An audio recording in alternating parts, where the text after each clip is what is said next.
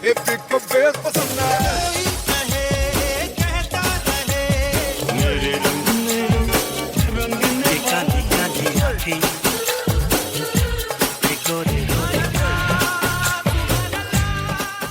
everybody, you're listening to the Khandaan podcast by the You Podcast team, a bi-weekly podcast revisiting the movies of Amir Khan, Salman Khan and Shah Rukh Khan. Every show we pick a random year from 3 decades of collectively 300 films the Khans have done and let our listeners vote which movie we should talk about.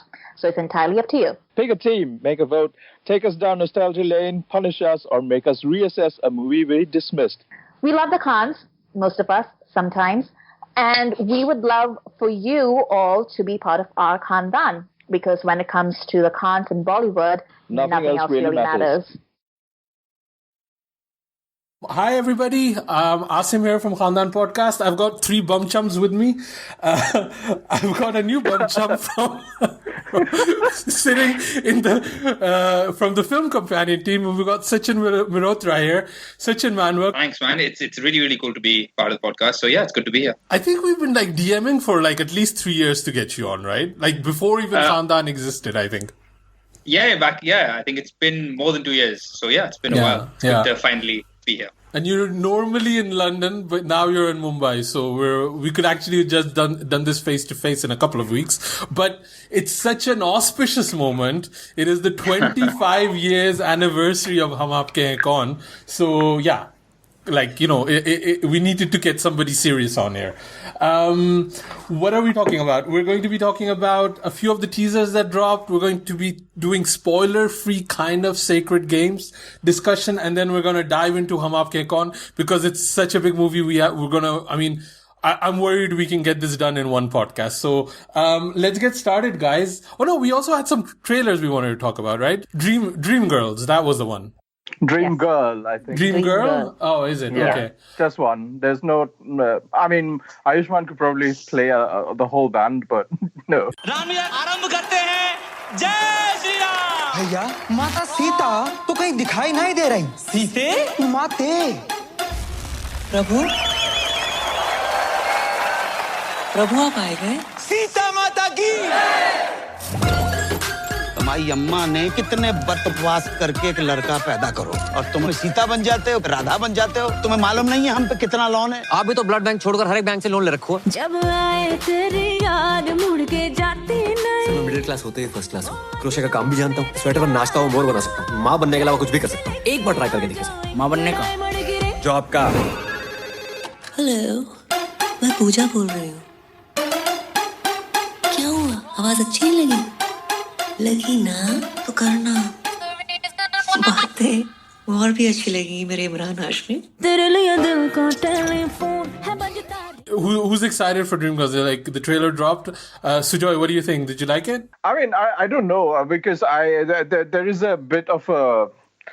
I have a bit of an issue with the brand of Balaji, so I'm not really sure, but I do trust in brand Ayushman. So I think I'll be definitely interested to watch it. I'm excited to watch it because Ayushman is involved in it, but I'm also very cautious about what Balaji is going to do with a subject like this. So we'll see. I'm actually pretty excited for this one. Like, I really like what Ayushman's been doing with his career, and he's having like, you know, a dream run, so to speak. So when I first heard about this, like the concept of this film, I was just like, are we sure we really want to see that?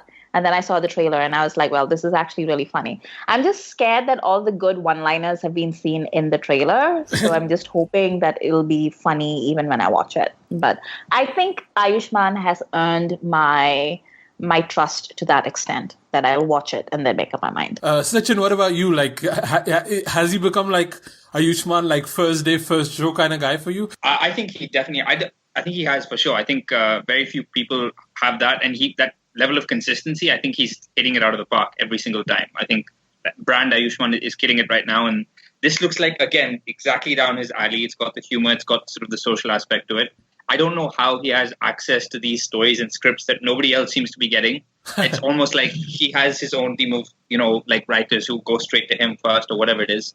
But it looks very good. And yeah, he's one of the few people where you see a trailer and you feel like this one's almost definitely going to hit it out of the park. So that's what I think. And yeah, I'm really excited for this one. And is this the director is even new, right? He's not done any work before. He's basically been a writer before, it seems. Yeah, so he's the first-time director. And also just in terms of Balaji, brand Balaji, I think for me, they are actually one of the most confusing production houses around because they do a lot of silly stuff. Like, there's no question about it. But at the same time, they'll go and do like a lipstick under my burqa. They'll do a Vedhi wedding. They'll do an Utta Punjab. And then they'll do a bunch of crap. And so the only rule they have is they have no rules. It's just really weird. So even Judgmental Hai Kya was completely somewhere else for them. So be interesting to see what kind of Balaji film this is.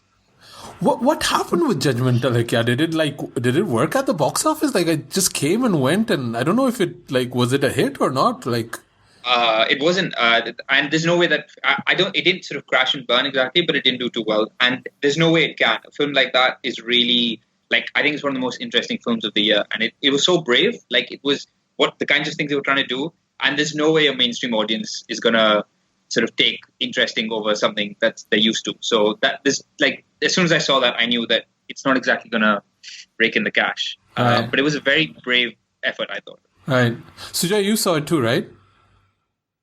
Yeah, I did. I did enjoy it while it lasted, but again, at the same time, I thought it.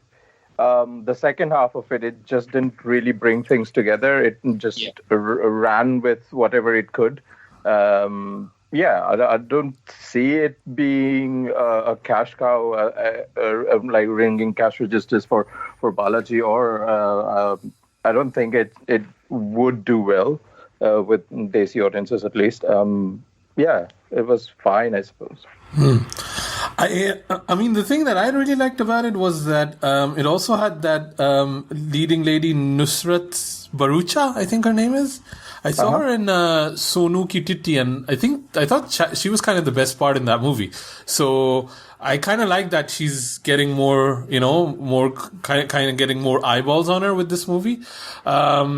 Non-Kartik Aaryan movie. Kartik Aaryan is everywhere, man. Like, he just announced Bhool Bhulaiya 2. I mean, I'm not there yet for these movies. Like, it's not for me, it's not a first day, first show kind of thing. I need explosions. Man.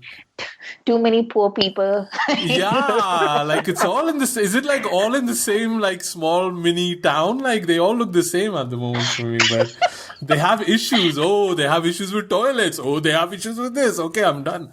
Like, I need like a bazooka that launches 6 other bazookas and then a jeep flips. That's what I need. So, like, small town comedy trying to destroy a social message is pretty much its own genre right now. We have like 6 films a year just on that. And most people just mess it up. But some people actually, I think he's one of the few people who manages to get that right, where they're genuinely fun films and there's something to take away, rather than just these weird, preachy, bad comedies that we seem to be churning out. And I like that he has a different perspective in each of his films about things that are not usually mentioned in polite cinema, so to speak. And he always sounds authentic. He doesn't put on a weird accent. He doesn't try too hard. I think I was thinking about Jabariya Jodi as you were talking, where they're all talking that weird Bihari accent that comes and goes. Yeah. And Ayushman never does that. He sounds like he's authentically from that place, which I really like. And they, even Sonakshi was trying to get into this with this Khandani Shafa Khana movie that came out. It was kind of that in that same zone. But that crashed and burned, I think, right? It didn't really work at the box office. I didn't watch it. I had no interest in it whatsoever. But they do feel samey to me. Even Ayushman is he's definitely a stamp of quality and all that, but they all feel kind of samey to me. And what I find is, I like it when I like waiting and watching them when the hype has died down, because there's so much good reviews and news and and I go to them and then I don't feel it was fine most of the time. But if I wait and then I kind of rediscover it, like I did with Bareli Ki Barfi, then I'm like, oh yeah, this is actually a really cool movie. I really liked it. But I just have trouble going with the flow of everybody just saying how good this is and I have to watch it. They do feel kind of samey to me in a way. So.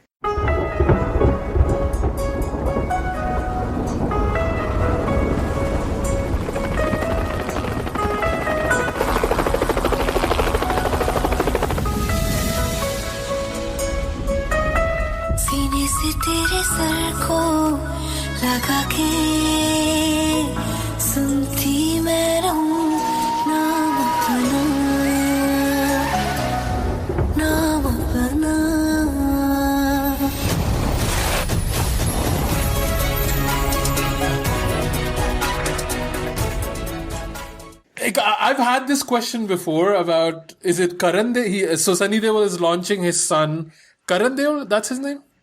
Yeah. Yeah. Is it Karan? Just Karan? Okay. Yeah, I don't know.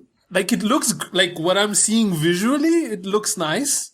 It looks, and I think even the previous movies that Sunny directed, wasn't there one with Bobby that he did?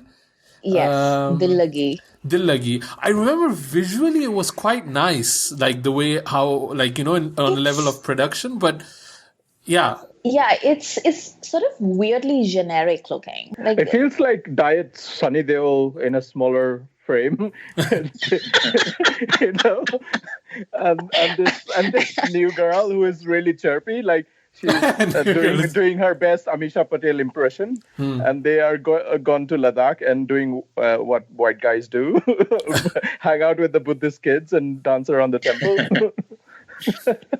I think films like this, they make like, at best, they make for great trailers or teasers where like you just see all the visuals and it's nice music, and for 2 minutes you're like, fair enough, this is fine. But then trying to sustain that for 2 hours, it's just, that's like, you should have stuck to the trailer. But yeah, I don't see anything remarkable about this. I mean, I hope I'm wrong, but I don't see Sunny Deol directing a film to launch his son blowing anyone away. But I'd love it if I'm wrong. But I think it's also kind of a tough landscape for Karan Deol, I think. I don't see like what he can really add. Like, I've not seen anything of him, just like a couple of shots, but he just doesn't seem like what does he want to do? Like, he doesn't have like the six pack, you know, flipping off everything like Tiger Shroff thing. He doesn't have kind of the intense, broody actor thing that Sonam's brother has. I'm blanking on the name now. So where is he supposed to kind of fit in? You know, is he supposed to fit in with Aditya Pancholi's son? Like, he seems very soft. Like, I don't know if that's a good word like to explain him, but it's like I don't know, like a very mushy hero. I guess we've only literally seen a few seconds. I mean, I'm going to put my money on the fact that he's not going to be anything too exciting. But again, so far we've only seen a bit. So let's wait for him to disappoint us. I mean, impress us or whatever. So my favorite like piece of Sunny Deol trivia is that he is a RADA trained actor. What? Yes. Which RADA is this? The one in London. I swear to God. I'm sure there's one in Punjab that they're talking about. But like, somebody else was also, I think it was Jayaljun Singh, was like talking about like how he once read like a Sunny Deol interview about like how when he was growing up, the Dharmendra would come home with all these videos of like European like directors and stuff, like French New Wave cinema and stuff, and he was just sitting there trying to like wrap his head around the idea of like the Deol household like watching like Italian neorealism and going like, what is this? Like, things are like shifting in the cosmos. So I don't know, like, I don't see any of that in pretty much anything that Sunny's done in the past 25 years. But I saw like hints of it, like when he first came out in the 80s when he was still experimenting. I could see like Sunny making he was obviously making like very mainstream movies, but it appeared for a brief time like it seemed like he was doing something interesting in some of those movies. And then it just disappeared into like, you know, Dhai Kilo Ka Haath and hand pumps and things. I love the idea of that. I love the idea that deep down these guys are like true cinephiles and they watch Russian cinema at home, and then they get on set and like slap a truck. Right? Like it's like some sort of like weird comedy. So I don't know, like I think like my biggest problem with this movie is like I think like maybe Sunny should have just let somebody else direct his son for the first time, because I think he's gonna try and do like one of those safe movies to launch his kid, and I don't think that's particularly a good thing in 2019. I think they should stop making movies. They should go into reality TV and it should be about, what's it called? Gogglebox in the UK. I don't know if you guys have that show, but it's basically Dharmendra, Sunny, and Bobby watching new wave French cinema and then commenting about it. I think that might be more successful. I want to hear Sunny Deol's and Dharmendra's thoughts about 400 Blows and, Breathless, Jules and Jim, all that kind of thing, I think that could be more successful and than anything. Only reacting in Punjabi. Yeah, exactly. I think somebody should pitch that show. When you said reality show, I thought you were going to go down the Kardashian route, but you really went in a different direction. I would watch the Deals. Just call it Watching the Deals. Yeah, I think that makes sense. Yeah, I think that's a good pitch. The other is Laal Kaptaan. Kaptaan?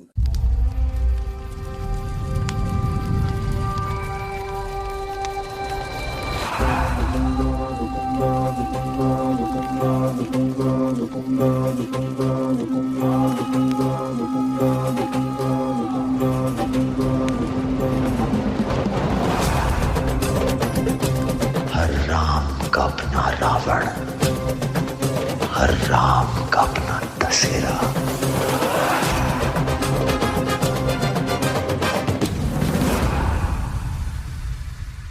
You guys are really excited about it. Like, I don't know why. Amrita and Suchin, you guys are super excited about this 6-second trailer about like a dude coming in front of the, like the end of, when you have those camp stories and at the end you turn the torchlight in front of your chin and like, oh, he had a hook. That's what it looks like to me. But you guys are really excited about it.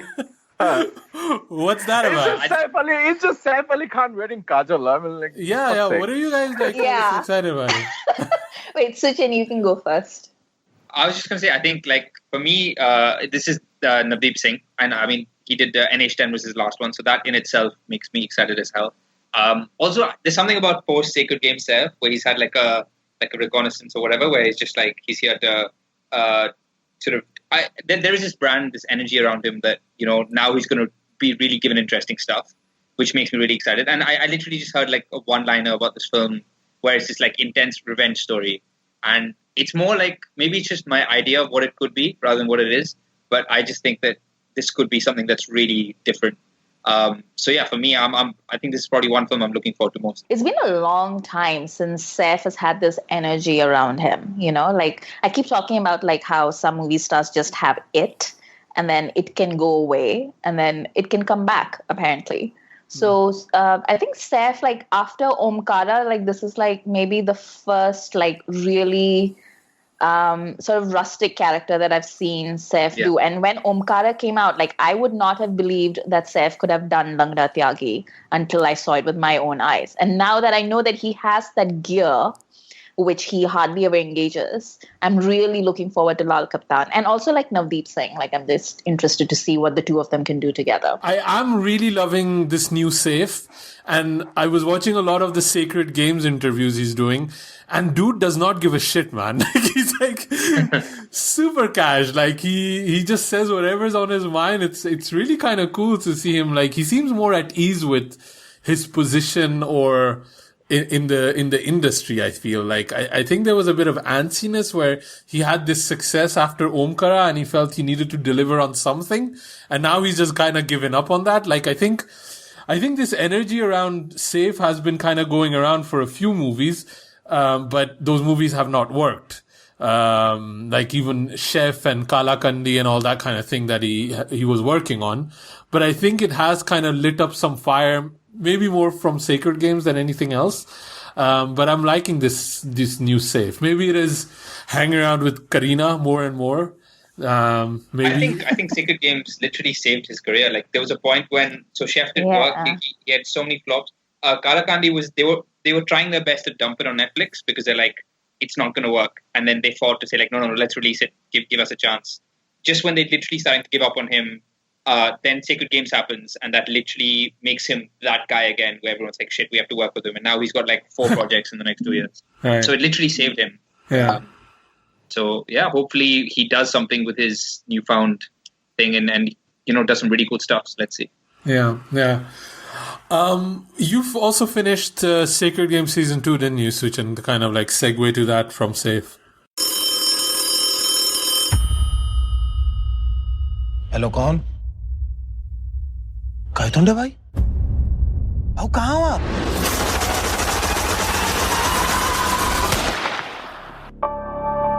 अपन किधर था मालूम नहीं. अपन को बस गाड़ मारनी थी. छोड़ भैंचोद छोड़.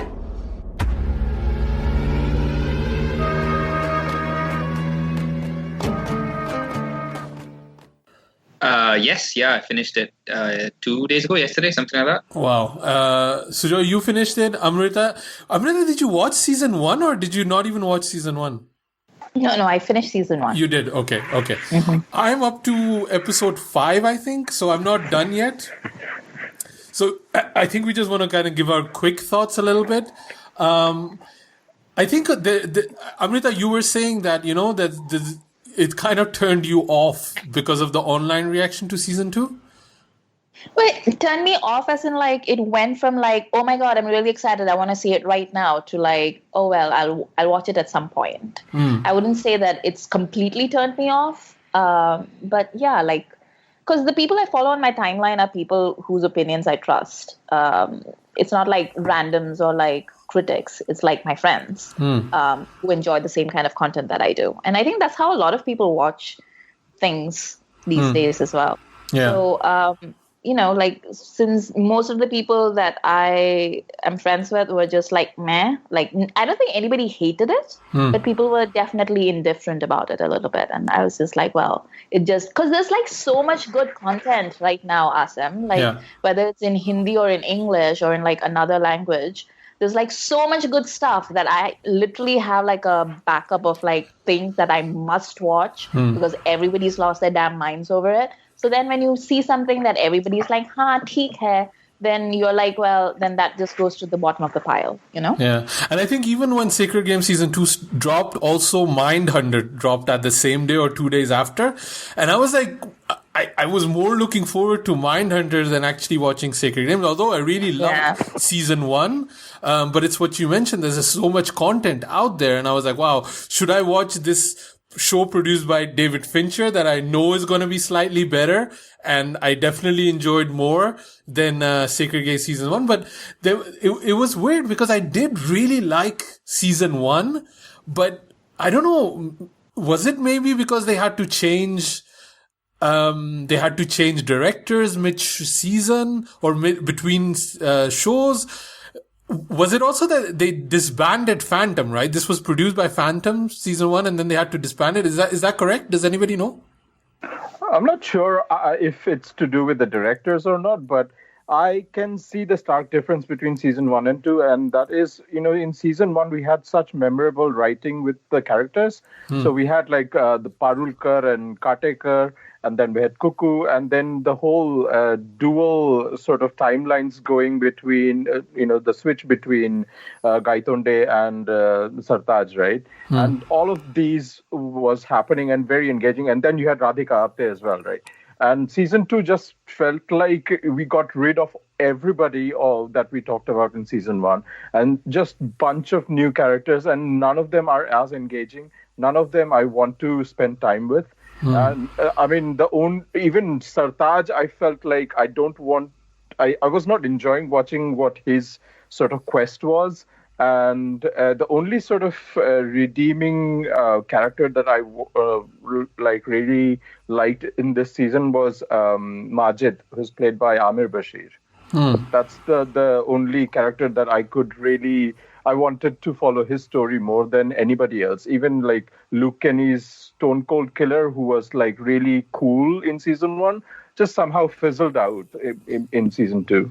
I just thought that whole energy and the whole momentum of season 1 was somehow lost. I just felt it felt very scattered. Yeah, I think I'd agree. I think season 1 was a lot more sort of grounded. They had a lot more control over what they were doing. The storytelling was more confident. I don't think this is like a director Phantom thing. You clearly get a sense from watching season 2 that this is exactly what they wanted to make. I don't think there was any screw ups. But for me, it was literally a dictionary definition, like Hollywood sequel. It feels like bigger, flashier, sexier, more fun, more silly. Like they have less. It's more all over the place. The pacing is just sometimes it's like 2 hours for one day and like one episode for 6 years or something. So it's literally just all over the place, I think. So it's your typical like follow-up season for me. Just felt like they've gone in too many directions. Whereas like season 1, they had a lot more hold over it. The characters, like you said, you really do feel a lot more for them as well. So there's supposed to be a season 3. Is that the idea? There's another season, or there's 6 seasons? How many seasons are there? So they've actually, Varun Grover, the writer, I don't know if I should say this, it's kind of a spoiler, but he basically put out a thing saying that his exact words were, season 2 is the end of the Sartaj Gaitonde story,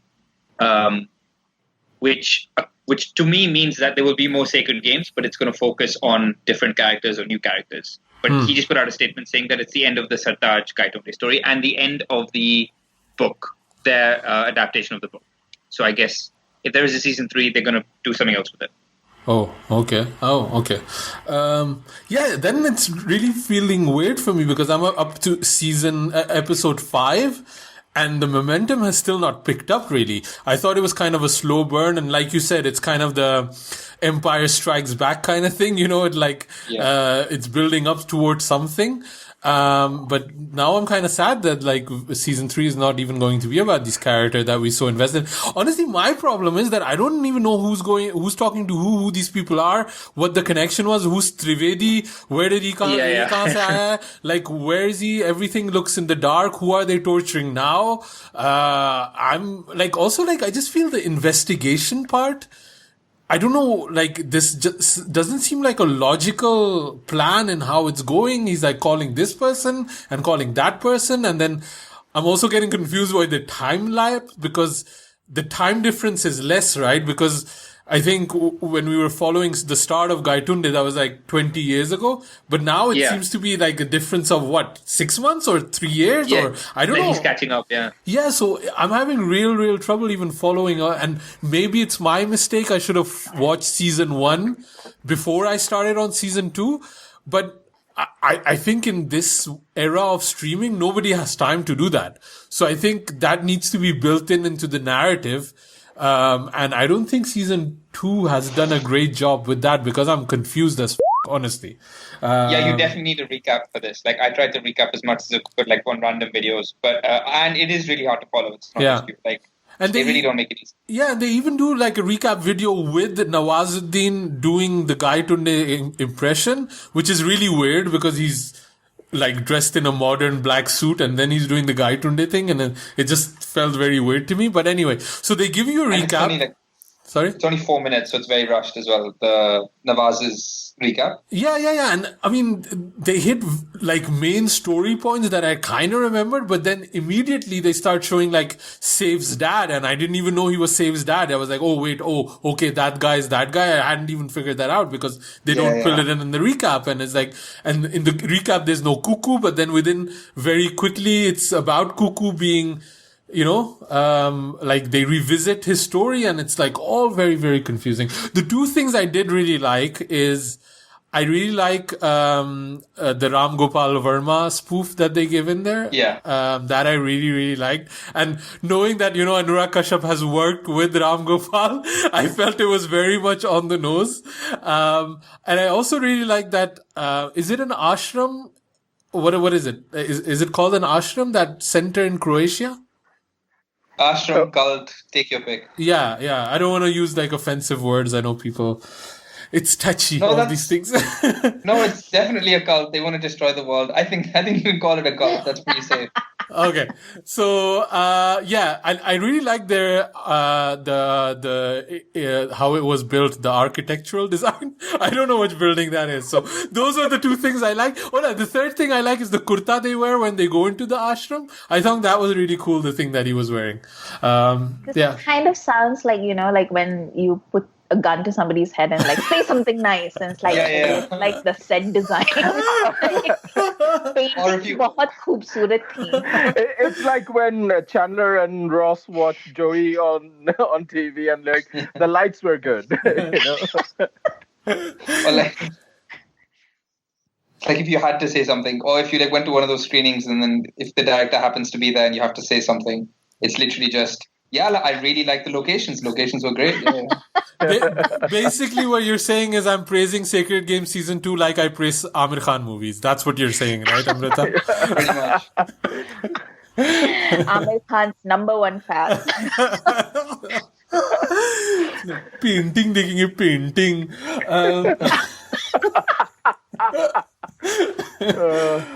Shall we move?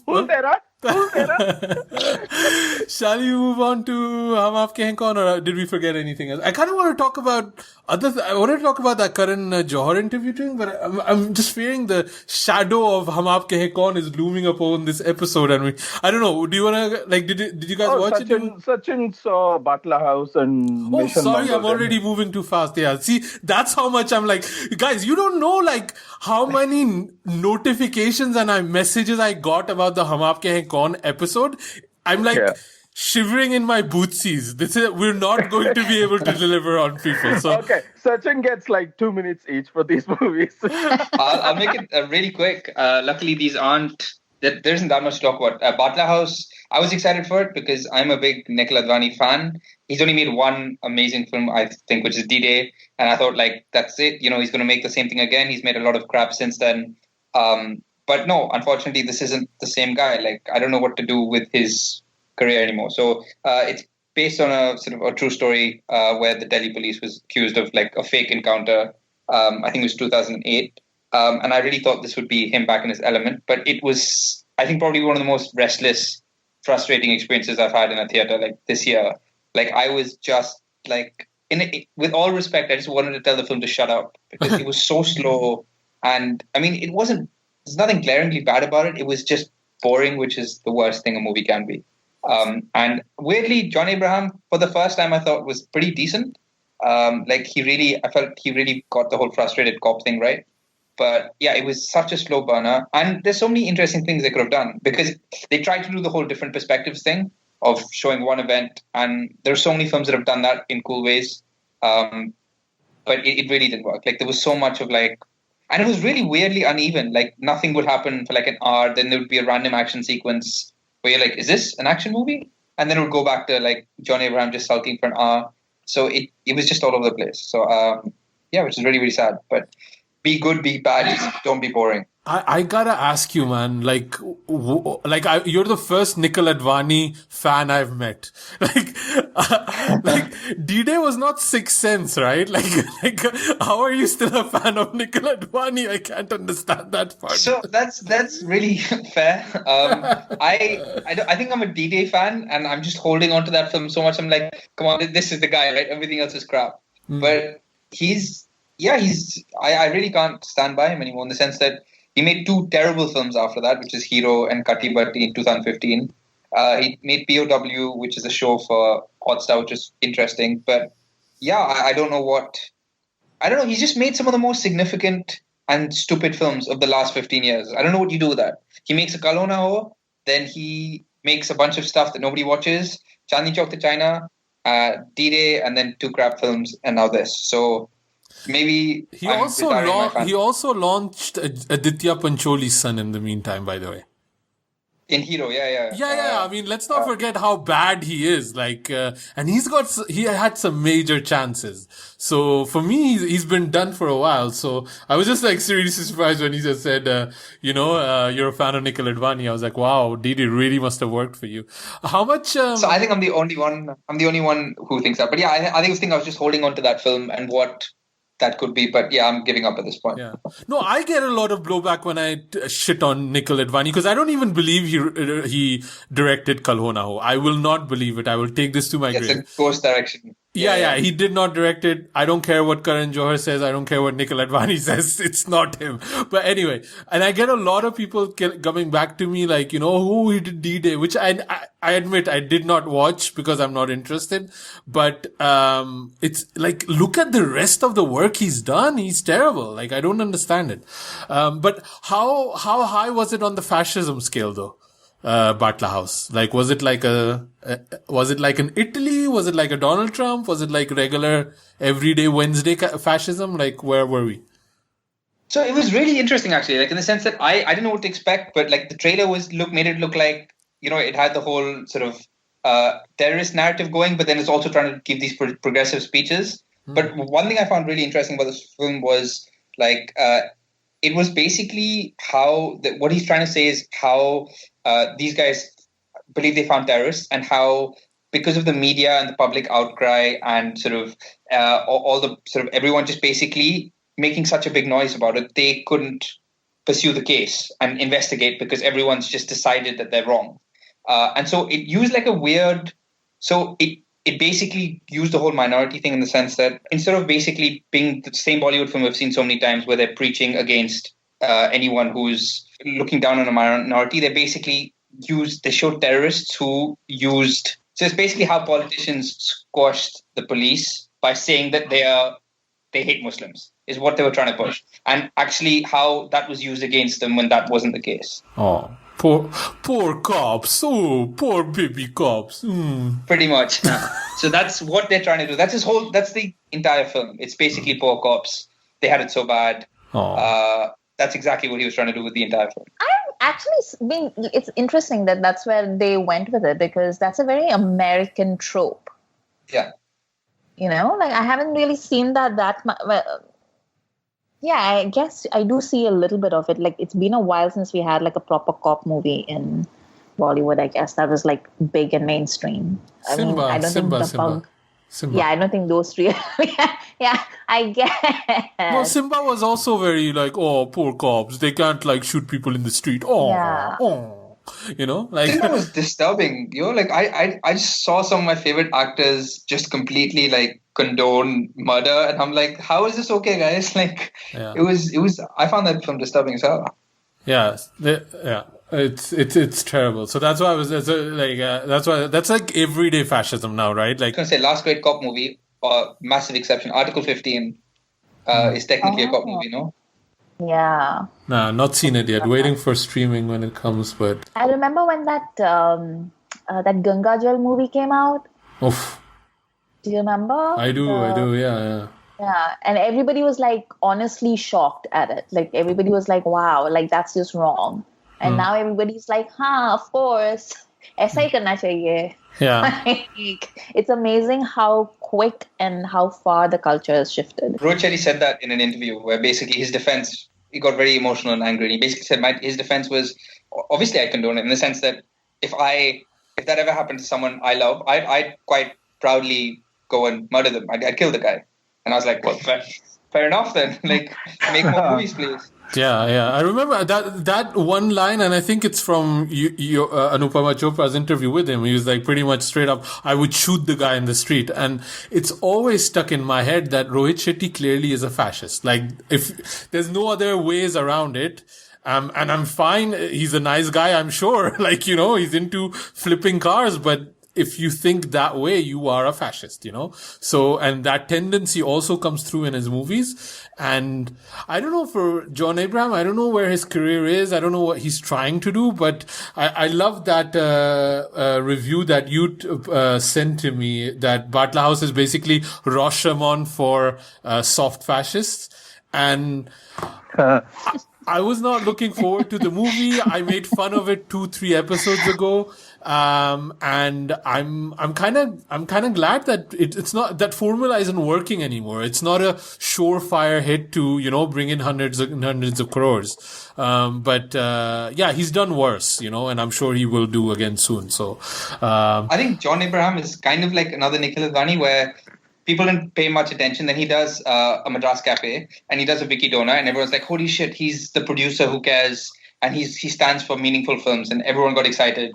And then since then, he basically then just did a bunch of average stuff. Yeah. So then you're like, oh, okay, I guess that was a one-off then.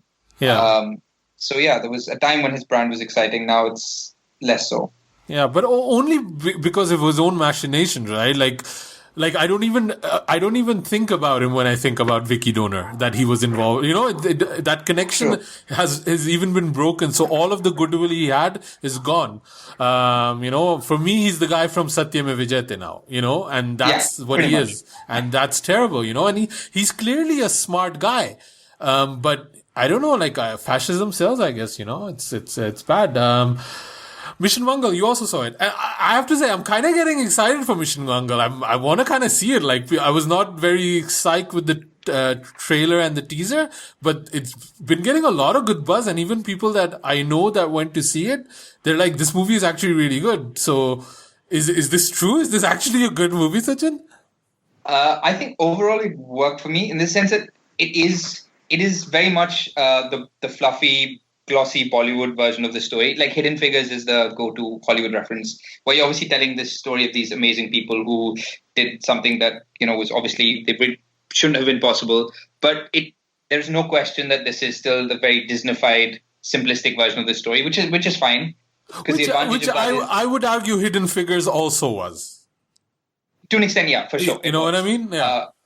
But the only difference between, I think, this and Hidden Figures was that approach works. It gives you this really like warm, nice feeling, and that completely is great. But with Hidden Figures, you sort of trust your story. Like if you have 8 people who are dedicated to doing the impossible and going to Mars, like in the sense that is an amazing story. You don't need to add anything to that. With Misson Mangal, like post-interval, they have like so many like random songs and like these weird confrontation scenes which have nothing to do with science. There's like, I think about like 45 minutes post-interval where they're not even focusing on going to Mars. It's just a bunch of random personal drama. And you're like, guys, like, get back on. So it's basically they're just trying to fill it with songs and with like elements because they're scared an audience is going to get bored, rather than just like being like, this is like a rush against time. It's a great story there. You don't need to add in these extra fluffy elements.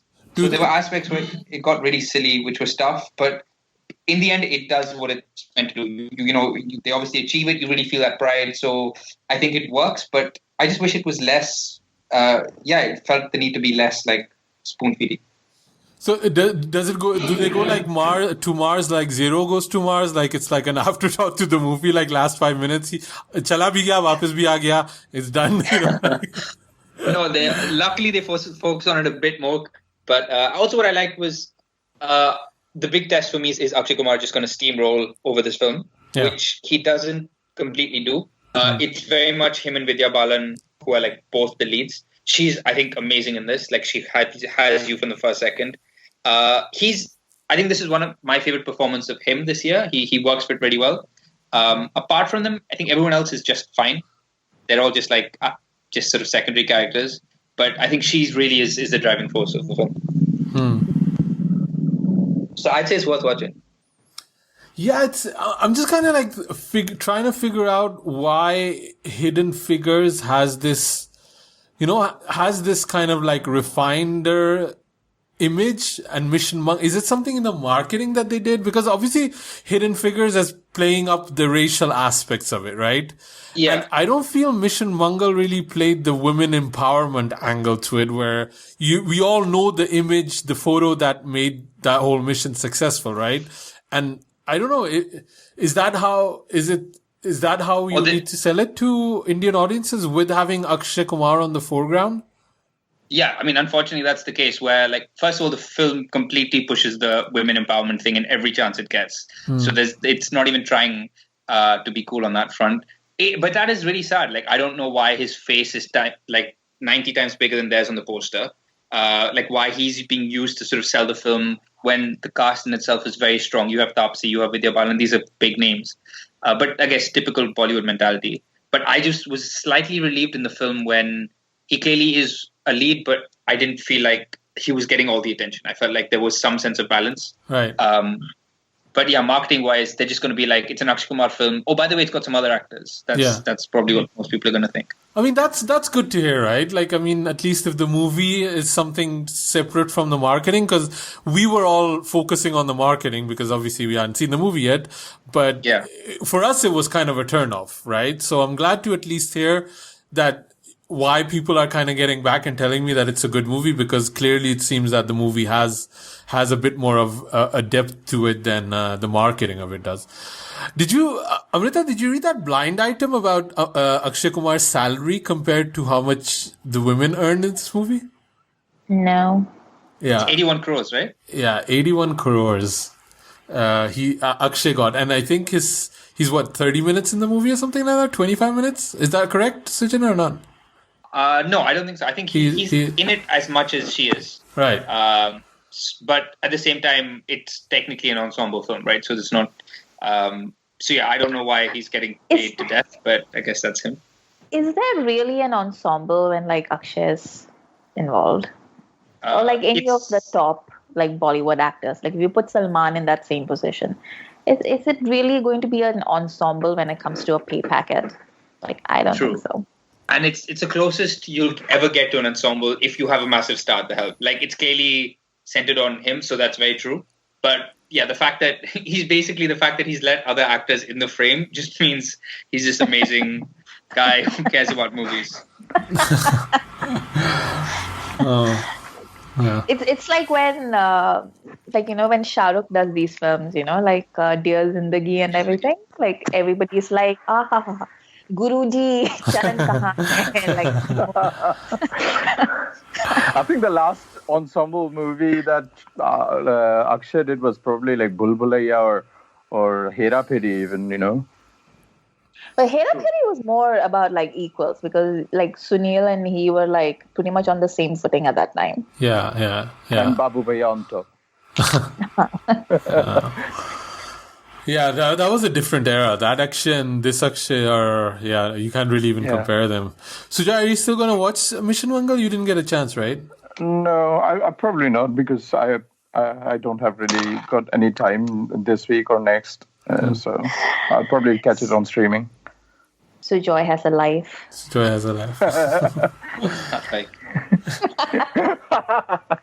Cool. Shall we go to Ram Tekri? Yes.